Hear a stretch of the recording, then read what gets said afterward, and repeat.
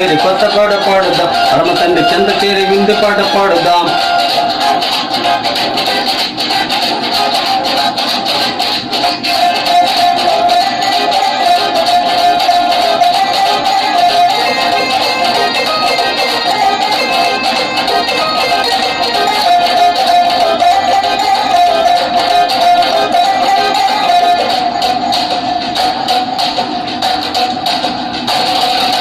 సకరము గల నగరములో నా శ్రేష్టమైన మహిమాశ్రమనందు తండ్రి కుమార పరిశుద్ధాత్మలో ఆనందించదము.